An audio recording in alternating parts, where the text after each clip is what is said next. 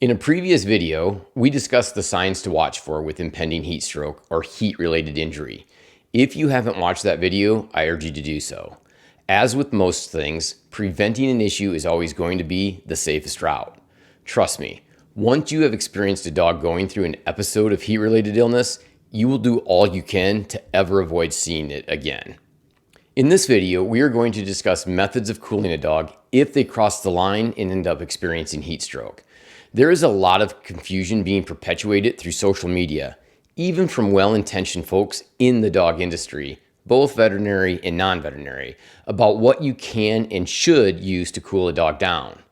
The most important point is that you have to get these dogs cooled down and fast.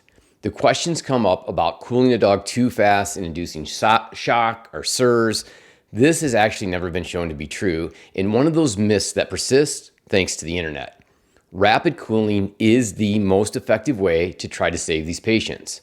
One key point that often gets missed is monitoring your dog while they're actively being cooled.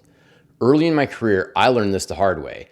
I had a beagle present an emergency that had been trapped under an empty plastic kiddie pool in the owner's backyard on a 90+ degree sunny day. When they walked into the clinic with the dog, the temperature was so high, it didn't even register on my thermometer at the clinic, and the dog's pupils were fixed and he was barely alive. We immediately started cooling the dog, placed an IV catheter to start supportive care, and somewhere through the process, I thought, I better recheck this dog's temp, which was now 96 degrees. We had blown right through the normal range of 100 to 102.5 and created a hypothermic dog, which I needed to then warm back up. Thankfully, the dog did great, and after a short stay in the hospital, went home. From that day, more than 20 years ago, I don't even think about cooling a dog without constantly monitoring its temperature. Once we get the dog down to 103, we quit active cooling, but continue active monitoring. I've seen a lot of videos on social media and posts about cooling a dog down. Many of them recommend using rubbing alcohol to cool these overheated dogs. Over the last 25 years of cooling dogs down, in the field, in clinic, I personally never reach for rubbing alcohol. It doesn't mean it can't be used. I just don't think it's been shown to be the best choice to rapidly cool a dog down, particularly in a field environment. In the clinic setting where I've seen it used is on the foot pads and the abdomen, the hairless areas of the dog. Rubbing alcohol works by evaporative cooling, and so for us, if we pour it on our skin, we get that immediate cooling sensation. Dogs are a bit different due to their coat. And so while the principle works, the practicality is that getting the alcohol to contact a large area of skin is going to take some effort to work it through the coat, and it's also going to take a large volume of alcohol to get the job done.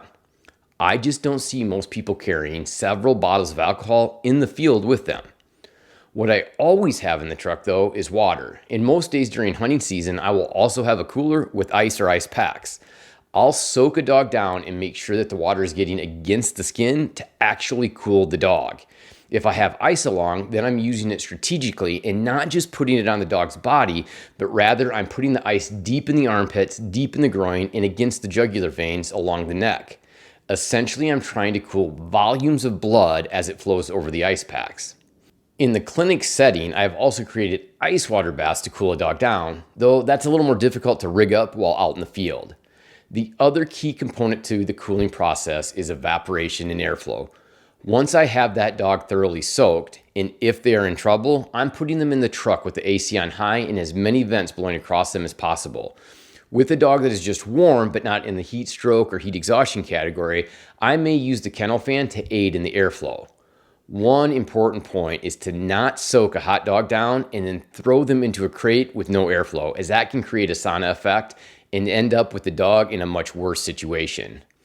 Get a hot dog wet with cold or at least cool water, add in ice if you have it, and get air flowing across them. The faster the better. Another area that I've seen discussed is using standing water to cool a dog down. If the water is cool, this is absolutely an option with a couple of caveats.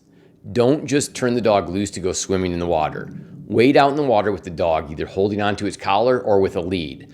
A dog with heat issues also has effects going on upstairs, and they aren't totally mentally with it. If you take that dog who's already in trouble and send him out into a lake to swim, which can generate more heat, and you can very well end up with a heat stroke dog that drowns. And trust me, it does unfortunately happen. One major issue I have seen with standing water is when a dog is worked in shallow or splash water. In the middle of summer with its hot sunny days, that water can heat up quite significantly and it can be like swimming a dog in a hot tub. I'll never forget one summer a professional trainer brought in a dog that died of heat stroke just prior to making it to the clinic. He just sat in the chair in disbelief with his head in his hands repeating, "He was wet. I thought he would be fine." Once the shock of the loss wore off, I asked about the water, only to find out it was shallow water that likely was very, very hot. Whether you're using water and ice you have at the truck or standing water, make sure you are monitoring that dog during the cooling process and stop cooling when you hit that 103 mark we mentioned earlier. If you have a dog that is legitimately in trouble, I would also recommend getting them into a vet once you have them cooled down.